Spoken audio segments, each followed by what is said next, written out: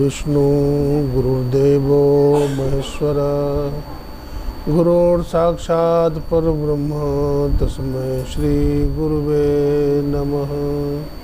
ध्यानमूलं गुरुर्मूर्ति पूजामूलं गुरुपदं मंत्रमूलं गुरुर्वाक्यं मोक्षमूलं गुरुकृपा। ओम सहना भवतु सहनौ भुनक्तु सह वीर्यं करवावहै तेजस्विनावधीतमस्तु मा विद्विषावहै। ओम शांति शांति शांति। श्री सद्गुरु महाराज की जय।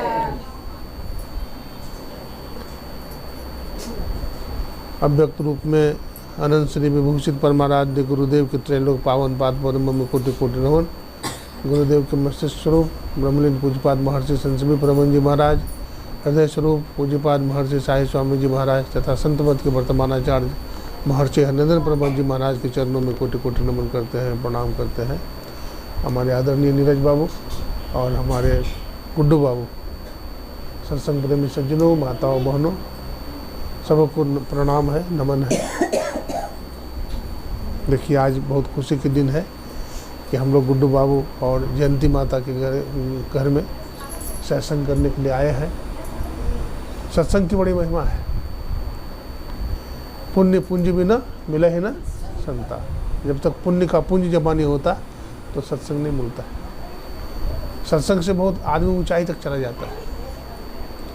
देखते हैं संग का रंग लगता है। धूल अगर हवा का संग करती है तो आसमान में चढ़ जाती है ना, और वही धूल अगर पानी का संग करती है तो नाले में चला जाएगा, क्या ना।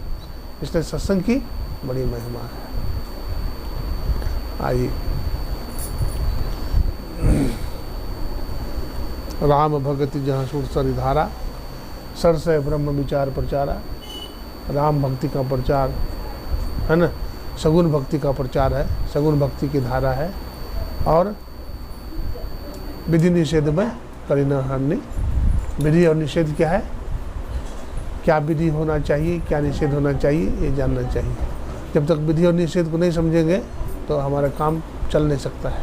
इसलिए विधि निषेध को समझना बहुत ज़रूरी होता है। आप लोगों की ध्यान अपने इधर उधर भटकाइए नहीं, एकदम यही रखिए ध्यान। लोग आते हैं जाते हैं, बाजार है संसार, बाजार में लोग आते हैं जाते हैं, उधर नहीं देखिए, अपने लक्ष्य की तरफ देखिए। श्री सद्गुरु महाराज की हाँ।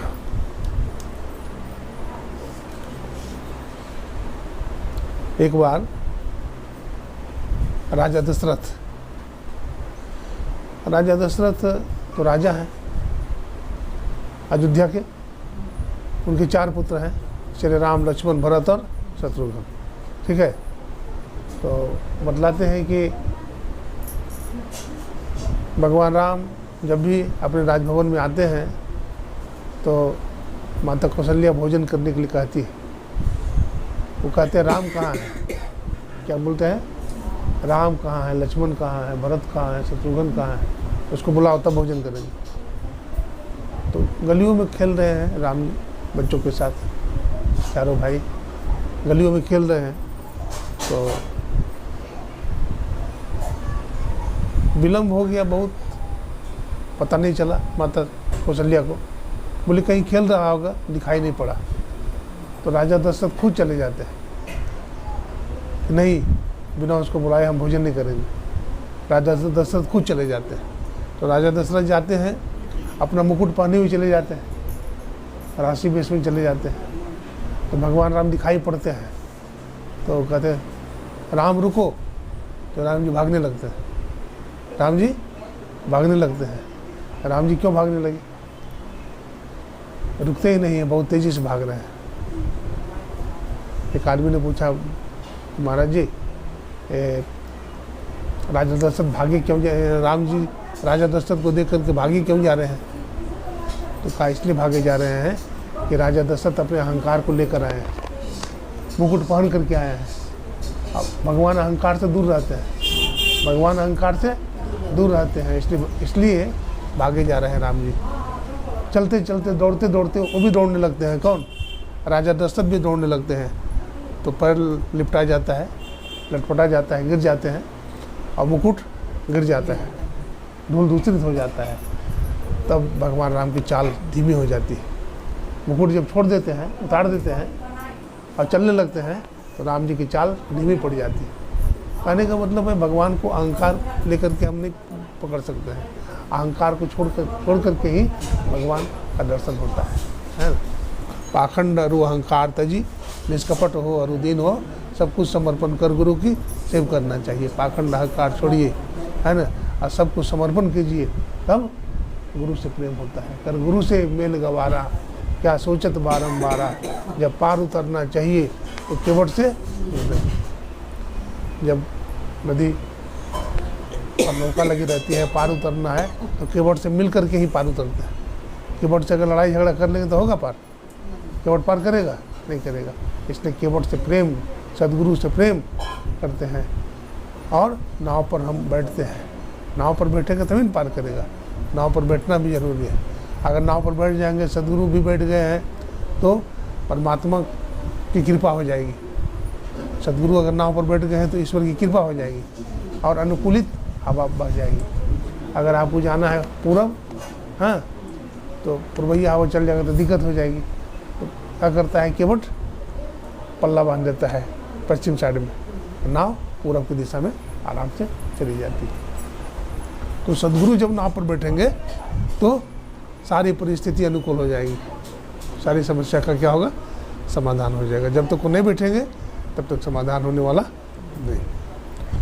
तो ये मानव जीवन मिला है ईश्वर की भक्ति करने के लिए, भजन करने के लिए। आज भजन करेंगे, कल करेंगे, परसों करेंगे, तरसों करेंगे। इस तरह से करते करते आज कहे मैं काल भजूंगा, काल कहे फिर काल, आज काल के करत ही अवसर जासी चाल। आजकल करते करते अवसर जो है समाप्त हो जाता है। हम भजन नहीं कर पाते, हम सत्संग में नहीं जा पाते हैं, बस माया मोह में ही हम रह जाते हैं। परिणाम क्या होता है? शरीर छूट जाता है और दुर्गति हो जाती है जीवात्मक, है ना।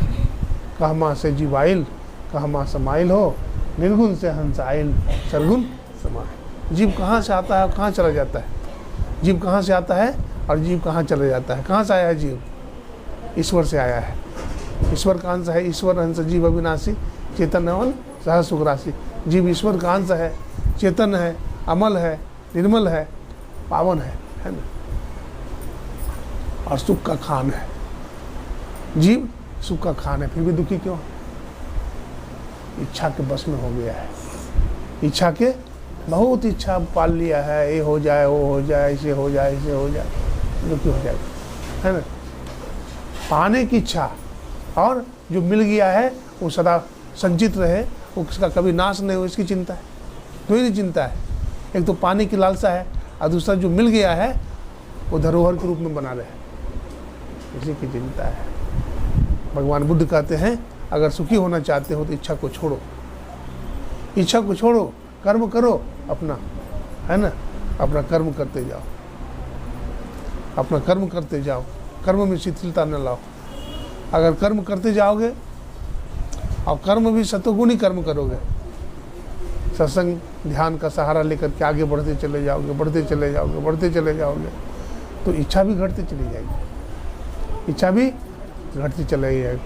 आप देखे हैं जिस दिन आपको बेचैनी हो जाती है उस दिन बहुत इच्छा रहती है, खामोखा आपको क्रोध आ जाता है, परेशान हो जाते हैं, किसी पर गुस्सा करने लगते हैं, किसी पर दया कर देते हैं आप, हाँ, आपको शांति मिल जाती है। किसी गरीब को कुछ दे देते हैं आप, दान कर देते हैं, 2 रोटी खिला देते हैं, उसकी आत्मा को शांति मिल जाती है, आपको भी शांति मिल जाती है ना। किसी को आप बेवजह गाली बक देते हैं, सताते हैं, परेशान करते हैं, तो उसका हाय आपको पड़ेगा, आप उसको बोलो। किसी का कुछ छीन लेते हैं, झपट लेते हैं, चोरी कर लेते हैं, तो उसका हाय भी आपको पड़ जाएगा, है ना। इसलिए अगर जीवन में शांति चाहिए तो परिश्रम कीजिए, मेहनत कीजिए, समय निकाल करके भजन अभ्यास भी करिए, यही संत महात्मा बताते हैं। टालिए नहीं, कबीर साहब कहते टालो नहीं, टाला टोला दिन गया, अब ब्याज बढ़ता जाए। आज जैसे से आप सूद पर पैसा लिए हैं तो उसका ब्याज बढ़ेगा कि घटेगा? सूद का सूद चलेगा, चक्रवृद्धि ब्याज बोलते हैं ना, चक्रवृद्धि ब्याज चलेगा। इसलिए जो बीत गया है सो बीत गया है, लेकिन अब जो बच गया है उसका आप सदुपयोग कर दीजिए, उसको भजन में आप लगा दीजिए। हाँ।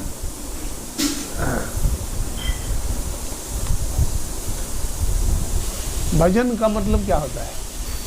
भजन किसको कहते हैं? भजन कहते हैं ध्यान को। ध्यान भजन, ध्यान भजन। तो ध्यान कैसे लगेगा? कैसे लगेगा हमारा ध्यान? हमारा मन तो संसार में भाग रहा है, तो ध्यान में कैसे लगाएंगे? संत महात्मा कहते हैं एक मंत्र को जपो पहले। सदगुरु के द्वारा जो मिला है मंत्र आपको, एक मंत्र को आप जपो। जपते जाओ जपते जाओ जपते जाओ, जपते जपते क्या होगा? पहले बाजिक जाप करो। पहले क्या करो? बाचिक जाप करो, बोल बोल के करो। हाँ, फिर उपांशु करो। ओठ हिलता है, मुंह से आवाज़ नहीं निकलेगा, जैसे बोलते हैं राम राम राम राम, शिव शिव शिव शिव बोलते हैं ना, तो बोल कर कर रहे हैं, बाचिक जप है। और इसी को अगर हम उपांशु जप में लाएंगे तो क्या करेंगे? मुंह से बोलेंगे नहीं, ओठ हिलेगा, ओठ आपका हिलेगा, आपको लगेगा कि कुछ जप रहा है, अंदर अंदर कुछ बोल रहा है। इसको उपांशु जप कहते हैं। और एक मानस जप होता है, जिसमें ओठ भी नहीं हिलेगा, मुंह से आवाज़ भी निकलेगा, उसको बोलते हैं मानस जप। ये मानस जप सब जप का राजा है। हमारे गुरु महाराज ने कहा, अति पावन गुरु मंत्र मने मन जाप जपो, उपकारी गुरु रूप को मानस ध्यान। गुरु का मंत्र बड़ा पावन है। आप पावन नहीं कहा गुरु महाराज, अति पावन है। इसका भेद को वो जानता है जो करता है, जो करता नहीं उसका भेद को क्या जानेगा? हाँ, कृपण आदमी दान की बात क्या जानेगा? दान की बात तो कोई दान नहीं जानेगा। हाँ, नहीं जानेगा। भजन की बात कोई भजनानंदी जानेगा। संसारी आदमी को क्या पता भजन क्या होता है? उसको कुछ पता नहीं। तो मानस जप करिए, लेकिन मानस जप करने से ही ईश्वर नहीं मिल जाएंगे। इसके लिए फिर मानस ध्यान कीजिए। मानस ध्यान में क्या करते हैं? अपने इष्ट का ध्यान करते हैं, अपने इष्ट के रूप को देखते हैं अंदर में। भगवान कृष्ण कहते हैं उद्धव से कि सबसे पहले हमारा सर्वांग शरीर का ध्यान करो। सर्वांग शरीर माने पूरे शरीर का ध्यान करो। उसके बाद फिर कहते हैं हमारे मुखारबिंद का ध्यान करो, हमारे मुखारबिंद का ध्यान करो। और उसके बाद फिर कहते हैं गुरु की मूरत मन में ही ध्यान, गुरु के शब्द मंत्र मनमान, गुरु के चरण हृदय ले धारो, गुरु पार ब्रह्म सदा नमस्कारो, निहारो यारो गुरु मूरत की ओर, गुरु मूरति सूरत विचरण को तबुर हो तिजोर। इस तरह से हम गुरु का मानस ध्यान करते हैं। गुरु का ध्यान जानते ही हृदय में बस जाएगा, आप जो चाहेंगे वही हो जाएगा। बड़ा बड़ा संकट, बड़ा बड़ा कष्ट आपका टल जाएगा। एक व्यक्ति था सत्संगी,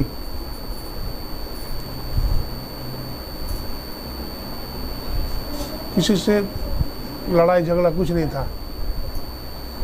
पूर्व कहानी होगी, कभी किसी पूर्वजों में दादा में झगड़ा होगा, दादाओं में मर्डर हो गया उसका घर में, तो उसका नाम दे दिया दुश्मनी से।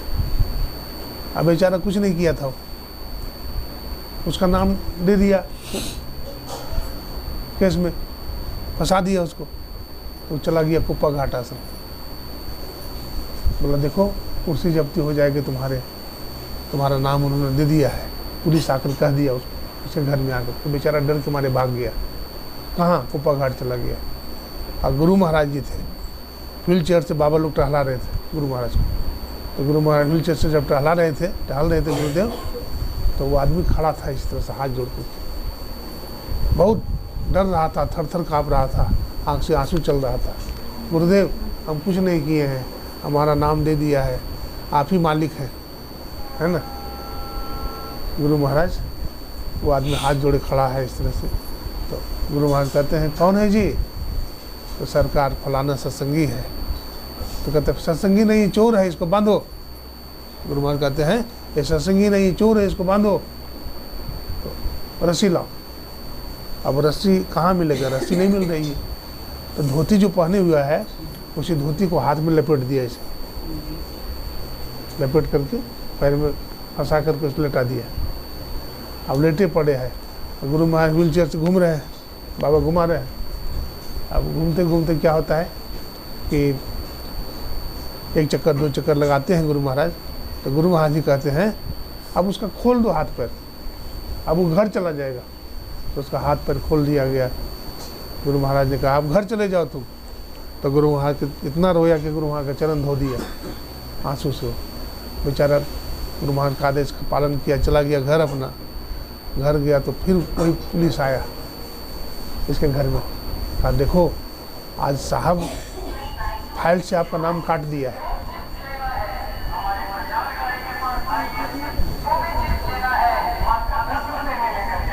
पता नहीं क्या आया, हमारे सामने फाइल निकाले और बोले इसका नाम काट दो, दुश्मनी से इसका नाम दे दिया है, इसका नाम काट दो।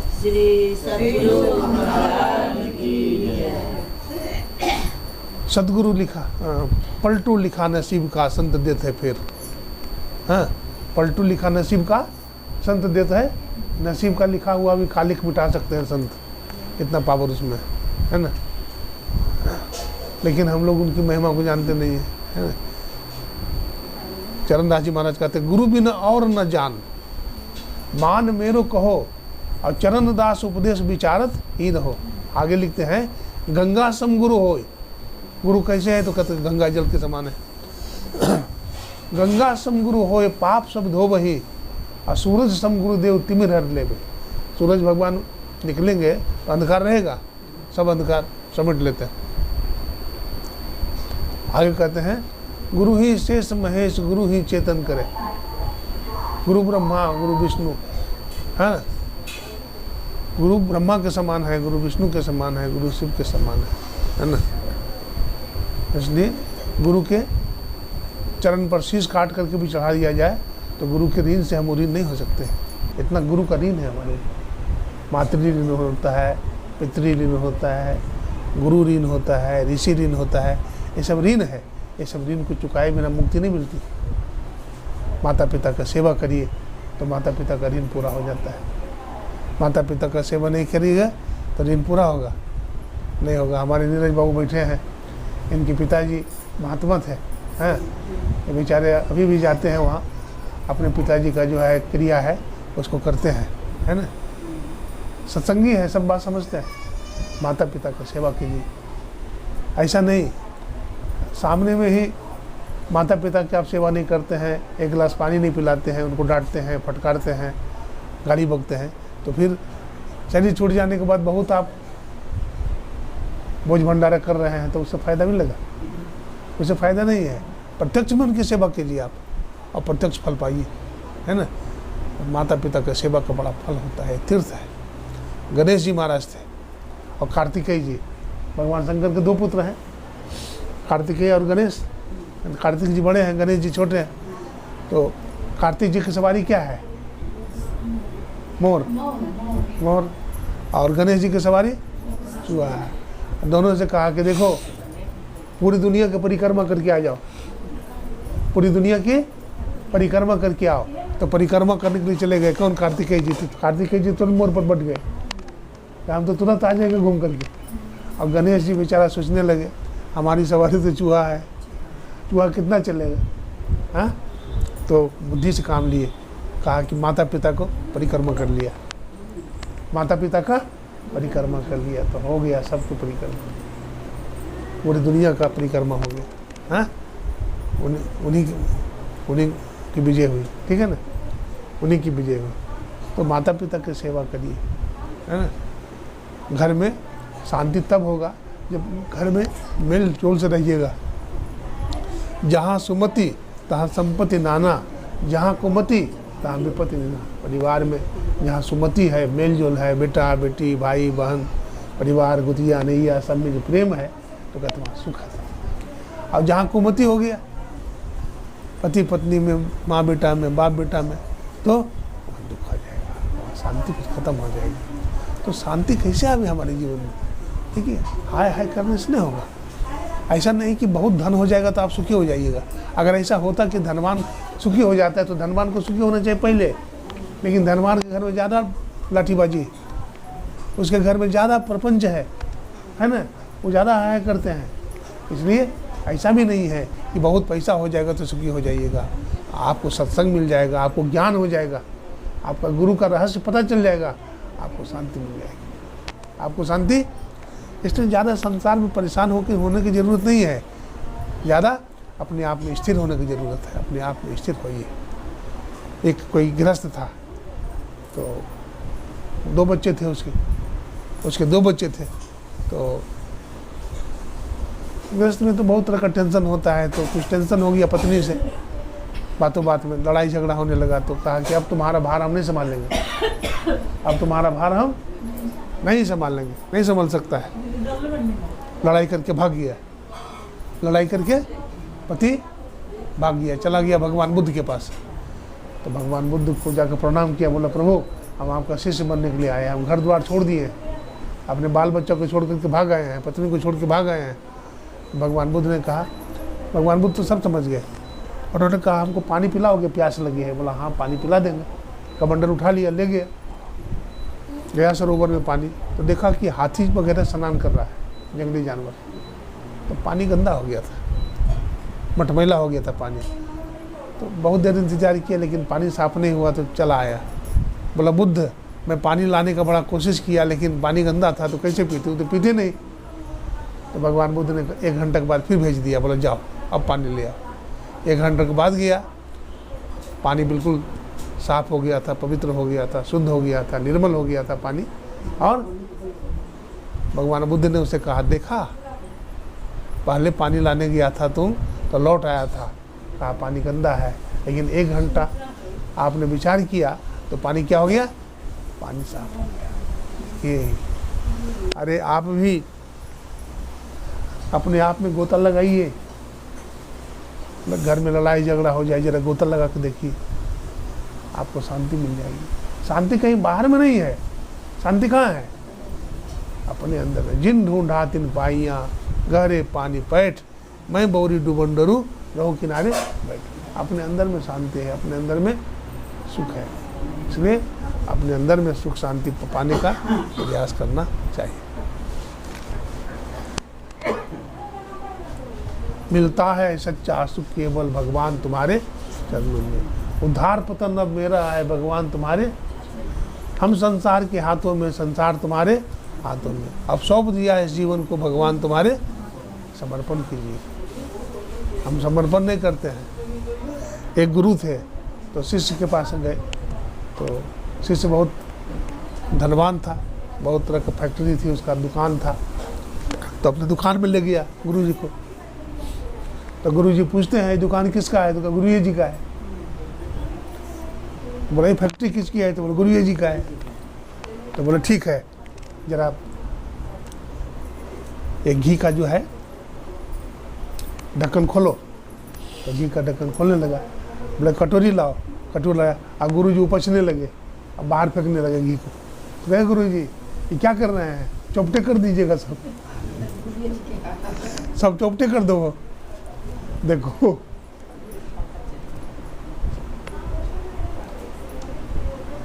सब कुछ गुरुजी जी का है, हाँ चौपटे कर दो।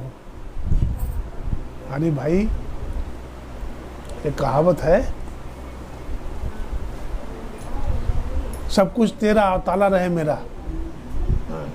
सब कुछ तेरा और ताला रहे मेरा। बेटा कहता है माँ से, माँ सब कुछ तेरा है लेकिन ताला बेटा लगाएगा। तब हुआ माँ का।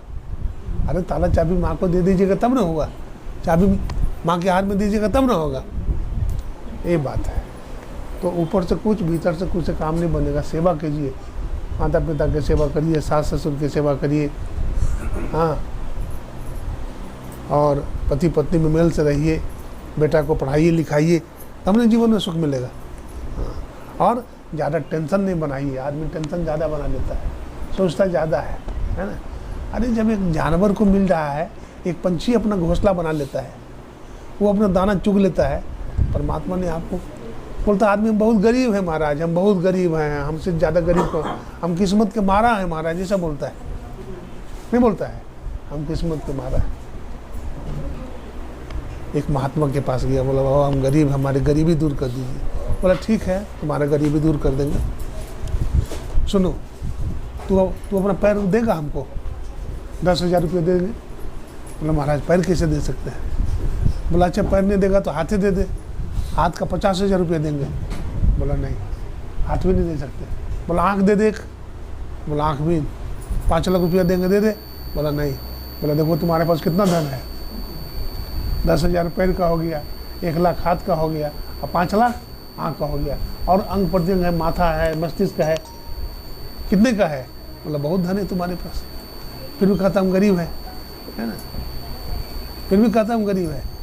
सब कुछ है लेकिन दिखाई नहीं पड़ता। गोता लगाइए तब दिखाई पड़ेगा। जब तक गोता नहीं, गुरु नानक साहब कहते हैं लख लख आकाशा लख लख पाताला। तुम्हारे अंदर लाखों लाख आकाश है और तुम्हारे अंदर लाखों लाख क्या है? पाताल है। तो गोता माजी खत्म ना। हम तो एक ही आकाश को देख करके हमारी दृष्टि वहाँ नहीं जाती है ना। हावड़ा का पुल देखे हैं, 2 खंभा पर खड़ा है।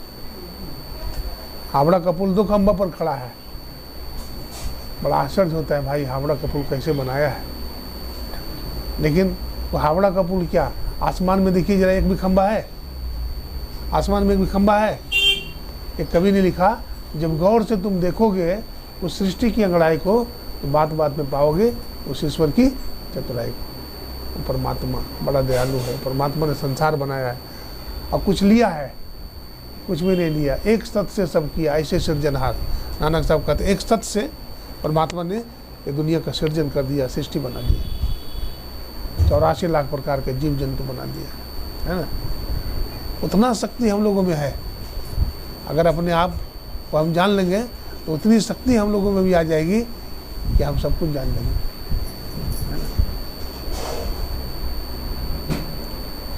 इसलिए अभ्यास करने की ज़रूरत है। संत लोग कहते हैं कि अभ्यास कीजिए। हाँ, करत करत अभ्यास के जड़मति हो तो सुजान, रसरी आवत जाते और शिल्पे पड़त निशान। रसरी के आने जाने से पत्थर पर भी निशान बन जाता है, नहीं बनता है? तो रसरी के आने जाने से पत्थर पर निशान बन सकता है। कबीर साहब कहते हैं सूरत की डोर गगन बीच लागल, लागे गेले गुरु से सने है। सूरत की डोर भी जब चलेगी ऊपर नीचे तो तुम्हारे यहाँ पर क्या निशान पड़ जाएंगे? कहाँ? आज्ञा चक्र में। आज्ञा चक्र में निशान पड़ेंगे। ये आज्ञा चक्र हम लोग को बड़ा आश्चर्य लगता है। आज्ञा चक्र क्या है ना? हम लोग 9 दरवाजा में सदा फंसे रहते हैं। 9 दर धावे ताकत रहाए, 10वां निज घर बासा पाए। 10वां द्वार में प्रवेश करने के लिए संत महात्मा कहते हैं शिव नेत्र में जाइए। ये शिव नेत्र है यहाँ दोनों भगवान के बीच में ये शिव नेत्र है। कहते हैं वहाँ पर प्रवेश करिए, वहाँ पर प्रवेश करिए। और वहाँ पर जो प्रवेश कर जाता है बड़ी शांति मिलती है। वहाँ से भक्ति शुरू करता है। सहस्रार में जाता है, त्रिकुटी महल में जाता है, कारण में जाता है, महाकारण में जाता है, कैवल्य में जाता है। सब मंडलों को पार करके फिर मोक्ष परम पद को प्राप्त कर लेता है। देखिए ध्रुव जी महाराज के लिए विमान आया था। क्या?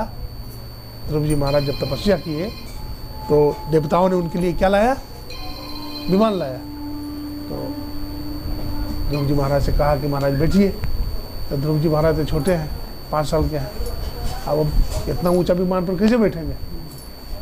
नहीं बैठ सकते हैं। तो देख रहे हैं टुकुर टुकुर विमान की तरफ, कितना ऊंचा विमान पर हम कैसे बैठेंगे? तो काल जो है अपना सिर झुका देता है। काल अपना सिर झुका देता है कि महाराज हमारे माथे पर पैर रख करके आप चले जाइए विमान पर। तो उसके माथे पर पैर रख दिए ध्रुव जी और चले गए विमान। देखो काल की हम बात कर सकते हैं, थर थर काँपेंगे। काल को देख करके थर थर काँपेंगे हम, प्राण भी निकल जा सकता है काल को देख करके। लेकिन एक भक्त के लिए देखिए अपना सिर नीचे झुका दिए तो काल पर भी विजय प्राप्त कर लेते हैं संत महात्मा। अकाल पुरुष बोलते हैं। क्या बोलते हैं? अकाल पुरुष।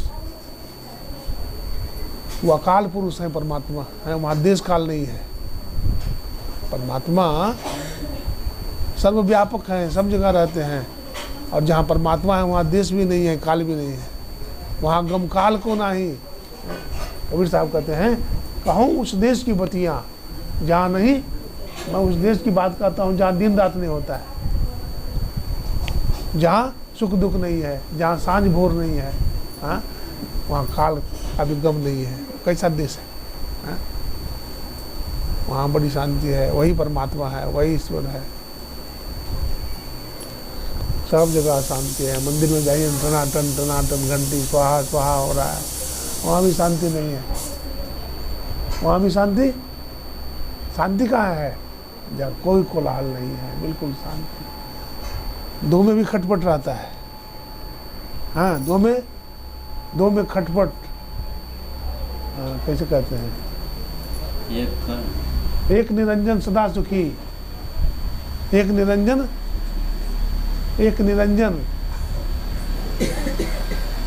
दो सुखी, तीन में खटपट चार दुखी। हाँ, तीन में खटपट चार दुखी, एक निरंजन सदा सुखी। एक निरंजन परमात्मा है। राम निरंजन न्यारा रे, अंजन सकल प्रसाद। हाँ, वो परमात्मा न्यारा है, विलक्षण है। और सारों सब अंजन माया फैला हुआ है। परमात्मा ने माया फैला दिया है। तो अगर संसार में शांति चाहते हैं, सुख चाहते हैं, तो जो मायापति है परमात्मा ईश्वर, उनके शरण में चल। मदारी को देखा है? एक मदारी था, ठीक है? तो मदारी अपना खेल तमाशा दिखाता था, बंदर रखता था, नचाता था। अब बंदर नाचता था तो मदारी को कुछ पैसा मिलता था। बंदर नाचता था तो मदारी को कुछ पैसा मिल जाता था। तो तमाशा दिखा रहा था तो एक महात्मा जी आ गए। महात्मा जी आ गए तो आइए बैठिए। तो महात्मा जी ने कहा कि भाई हमको भी कुछ खेल दिखाओ। तो मन में सोचा कि भाई क्या खेल दिखावेंगे, इसको क्या खेल हम दिखावेंगे, है ना? ये कुछ देगा हमको थोड़े जो खेल दिखावेंगे। अब उन लोगों को खेल दिखाया तो कुछ हमको देगा, ये तो कुछ देगा नहीं, इसको खेल क्या दिखावेंगे? तो महात्मा जी ने कहा अरे हमको भी कुछ दिखा दो, हमारे पास जो होगा हम दे देंगे, है ना? हमारे पास जो होगा हम तुमको दे देंगे। तब खेलो दिखाने लगा, ठीक है? वो खेल दिखाने लगा, कहेंगे माया वैसे नाचेगी, लेकिन हम लोगों को वही माया नचा रही है। हाँ, माया मुख जागे सकवे सब है, सो सूता कर जान, दरिया जागे ब्रह्म दिशी, सो जागा परमान।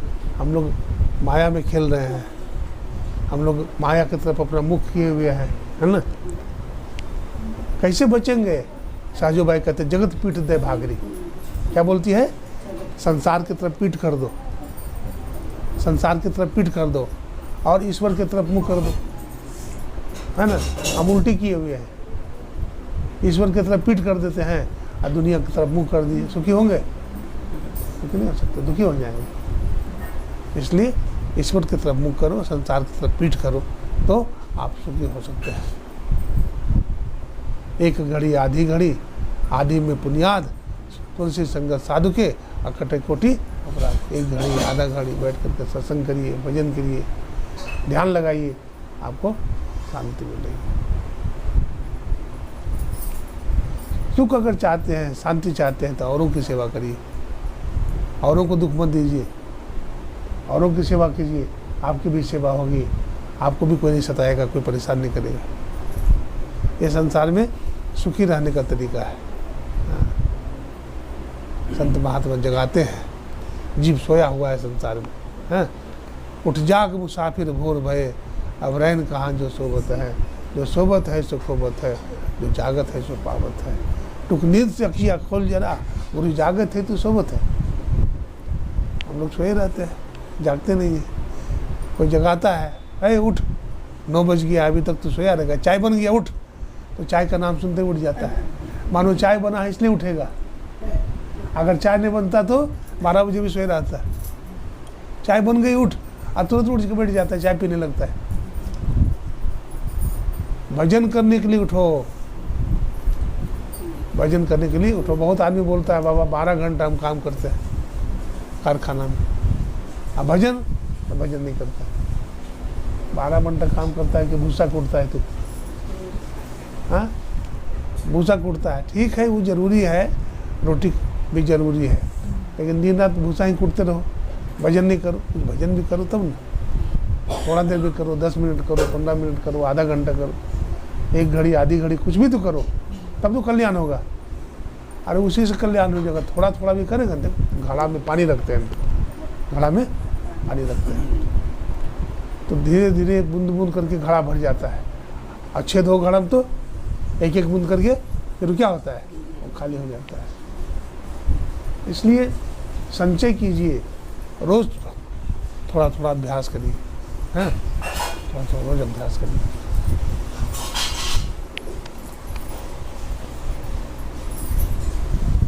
अपने देश में बहुत सारे संत महात्मा हुए, गृहस्थ में भी बहुत सारे ऐसे महापुरुष हुए। गृहस्थ में भी दुर्वासा ऋषि का नाम सुने हैं, अम्बरीश हुए। अम्बरीश बहुत बड़े भक्त हुए, राजा थे, है ना। अब वैष्णव भक्त हुए भगवान के, तो उनके घर में बराबर सत्संग होता था, अम्बरीश जी के घर में। तो बतलाते हैं कि दुर्वासा ऋषि को निमंत्रण दे दिया कि महाराज एकादशी है, अब फलहार जो है हमारे यहाँ होगा। अब निमंत्रण दे दिया। अब दुर्वासा जी आ गए 10,000 चेला चाटी के साथ। तो फलहार तैयार है। बोला गंगा जी नहा के आते हैं। दुर्वासा जी बोले गंगा जी नहा लेंगे, उसके बाद फिर आएंगे तो फिर प्रसाद पाएंगे। तो चले गए गंगा जी नहाने। अब गंगा नहा रहे हैं, इधर टाइम हो गया, अब इधर एकादशी निकला जा रहा है। आचमन करना जरूरी है, ये आचमन कर लेते हैं, जल पी लेते हैं। दुर्वासा जी को डकार आने लगती है, भूख नहीं है। चला लोग को कहते हैं चलो, तो कहते पेट भरा हुआ है, और देर हो गई आने में। तब तक ये जल पी लिए। तो बोले प्रसाद तैयार है? बोला हाँ तैयार है। तो पाओ। तो कहा कि आपने कुछ नहीं लिया अभी तक? बोला कुछ नहीं लिया, केवल जल पान किए। बोला तब तो जूठा हो गया, तब तो नहीं खाएंगे। क्या बोला? तब तो भोजन जूठा हो गया, तब तो नहीं खाएंगे। दुर्वासा जी तो जानते हैं, दुर्वासा ही बड़े क्रोधी हैं, गुस्सा में आ गए। और गुस्सा में आकर के जटा नोच दिए, उससे एक दैत्य प्रकट हो गया, है ना। दैत्य प्रकट हो गया, कृत्या नाम का राक्षसी, और दौड़ा किसके तरफ? अम्बरीश की तरफ। भगवान ने अपना सुदर्शन चक्र छोड़ दिया। तो सुदर्शन चक्र तो साफ कर दिया उसको, राक्षसी को, दैत्य को। अब दुर्वासा को दौड़ाने लगा। अब दुर्वासा भागे जा रहा है, जान लेकर के बेतहासा भागे जा रहा है। ब्रह्मा जी के पास जाते हैं। ब्रह्मा जी बोलते हैं हम रक्षा नहीं करेंगे। विष्णु का जो बिगाड़ने वाला है, विष्णु भक्त को, उसको हम बचा नहीं सकते। फिर शंकर भगवान की तरफ जाते, बोले हम भी तुम्हारे रक्षक नहीं, तुम जाओ जिनका बिगाड़ा है, अम्बरीश के पास जाओ। तो वही अम्बरीश के पास चरणों में गिर जाते हैं, कहते महाराज इसको शांत करिए, हमको जान मार देगा, जला के भस्म कर देगा। तो वही दुर्वासा मुनि जो है कहते हैं हे सुदर्शन चक्र, यदि हमने तपस्या किया है, साधना किया है, तो आप शांत हो जाइए। शांत हो जाते हैं और दुर्वासा की रक्षा होती है। देखिए भगत के बस में है भगवान, भक्त के बस में कौन है? भगवान है। अगर आप भक्ति करिएगा तो भगवान को भी बस में कर सकते हैं आप। 33 कोटि देवी देवता को बस में कर सकते हैं। देवी देव समस्त पूर्ण ब्रह्म परम गुरु, और गुरु में करे निवास का अर्थ है महिमा जानिएगा तब। इधर दौड़ते हैं, उधर दौड़ते हैं, उधर पूजा करते हैं, उधर पाठ करते हैं, आपको समझे में नहीं आता है, हाँ? इधर उधर दौड़ना बंद करिए, एकनिष्ठ होकर के भक्ति करिए। भगवान प्रेम खोजता है और कुछ नहीं मांगता है आपसे, धन दौलत नहीं मांगते हैं, प्रेम मांगते हैं, है ना। इसलिए कबीर साहब कहते हैं प्रेम बिना जो भक्ति है सोने डिम्ब विचार, और उद्र भरण के कारण जन्म गवायु साहब। प्रेम के बिना जो भक्ति है डिम्ब विचार है, वो डिम्ब विचार है, वो भक्ति नहीं है, पाखंड है। प्रेम करिए, ईश्वर से करते जाना प्यार, ओ नादान मुसाफिर, जीवन की नैया हो भाई पार, ओ नादान मुसाफिर। जीवन अनमोल हीरा, कहते हैं जीवन जिंदगी जो है गवाओ मत ऐसे, हाँ ये अनमोल हीरा है। और कोई तुम्हारी रक्षा नहीं कर सकता, कोई तुम्हारा सहायता नहीं कर सकता, तुम अपनी रक्षा अपने आप करो, तुम अपनी सहायता अपने आप करो, कोई तुम्हारी सहायता नहीं कर सकता है। इसलिए अपना उद्यम करो, उद्योग करो। उद्योगी न मुपैति लक्ष्मी, है उद्योगी लक्ष्मी को उपार्जन करता है, और सब कुछ उसको फिर उद्योग के बल से प्राप्त हो जाता है। इसलिए हाथ पर हाथ चढ़ा करके बैठे रहने से थोड़े कुछ काम होगा, नहीं होगा, है ना। न रहो न निराश करो मन को, कुछ काम करो, कुछ काम करो, जग में रहकर कुछ नाम करो। यह जन्म हुआ कि शर्त हो, समझो जिसमें यह व्यर्थ न हो। कुछ तो उपयुक्त करो तन को, न रहो न निराश करो मन को, कुछ काम करो, कुछ काम करो, जग में रहकर कुछ नाम करो। किस गौरव के तुम योग्य नहीं, कब कौन तुम्हें सुख भोग्य नहीं। तू जन्म भी हो जगदीश्वर को, न रहो न निराश करो मन को, कुछ काम करो, कुछ काम करो, जग में रहकर कुछ नाम करो। तो संसार में कुछ काम करो, बड़ा काम करो। बड़ा काम क्या है? हमारे गुरु महाराज कहते थे सबसे बड़ा काम सत्संग करना है। सत्संग से बड़ा काम कुछ नहीं है। जो सत्संग करता है, भजन करता है, ध्यान करता है और 5 पाप से अपने आप को बचाता है, उससे बड़ा आदमी दुनिया में कोई नहीं हो सकता। वो दुनिया का सबसे बड़ा आदमी है, वो दुनिया का सबसे बड़ा आदमी है ना। दुनिया का सबसे बड़ा आदमी है। तो बड़ा आदमी बनिए, है ना। दीक्षा लीजिए, दीक्षा नहीं लिए तो दीक्षा लीजिए। इसके लिए मांस मछली अंडा जो खाते हैं उसको छोड़िए, तो छूटता नहीं है। तो छोड़िएगा तो ये भी सुख लीजिएगा, वो भी सुख मिले नहीं। जीव की हिंसा करिएगा तो शांति कैसे मिलेगी? किसी का गला काट करके भून भान करके खा जाते हैं, ये कहाँ का नियम है बोलिए? है कोई नियम? किसी को मार करके खा जाना कोई नियम है? बेचारा मुँह नहीं है, बोल नहीं सकता, तब उसको आज ये सरकार को तो कोई दरकार नहीं है, लेकिन ऊपर वाला सरकार को दरकार है। वो दूध का दूध और पानी का पानी फैसला करेगा। सजन रे झूठ मत बोलो, खुदा के पास जाना है। न हाथी है न घोड़ा है, वहाँ तो पैदल जाना है। शरीर छूट जाएगा तब हाल देखिएगा जीव की क्या दुर्गति होती है। कहाँ जंगल पहाड़, कहाँ निर्जन स्थान, कहाँ लोहा का गोला निकलना पड़ेगा, कहाँ जमराज किस लोकांतर में भेजेगा, दंड देगा, कष्ट देगा, है ना। तो ये सब है। 28 प्रकार का नरक बताया गया है ना। कुंभी पाक नरक एक है, उसमें जीव को तड़पाया जाता है। खून पीव है उसमें उसको डुबाया जाता है, गर्म पानी में उसको डुबाया जाता है।